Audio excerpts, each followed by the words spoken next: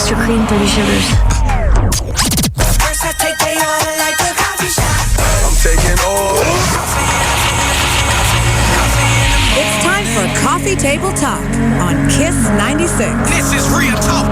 It's time for a little afternoon coffee break, and it doesn't come out on Netflix for another 2 weeks, but Malcolm and Marie, the trailer, has everyone talking. It sparked an age gap backlash. And the movie's a love story starring John David Washington, love him, Denzel's son. He's 35, and Zendaya, who's 23. Now, people just aren't ready to see her as an adult, and she said that it's been very hard for people to wrap their heads around the idea that she's grown up in real life. She understands because she's played a 16-year-old on the Disney Channel since she was 16.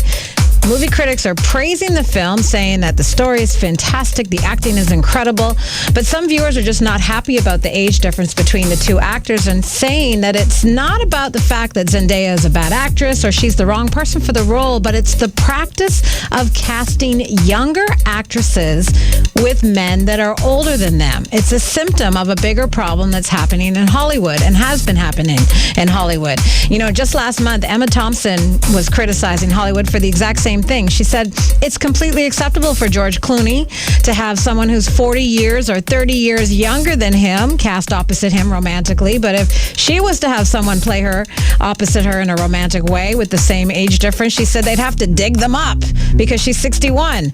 So it doesn't work the opposite way. It's completely and utterly unbalanced, and you're not going to see an older woman cast with a younger man.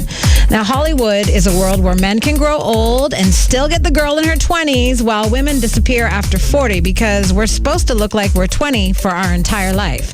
Now, the age gap matters because films are a major part of our culture and inform us how we think about the world. Think about it. Movies are very pervasive. It's impossible that they don't have any effect on what we consider an age-appropriate relationship. The first place where many of our children actually see relationships that aren't between their parents is on screen.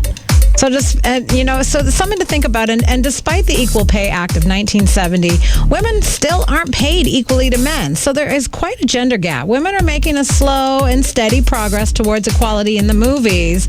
And new research says that 2/5 of films in the last 2 years have had female protagonists, which is a record high.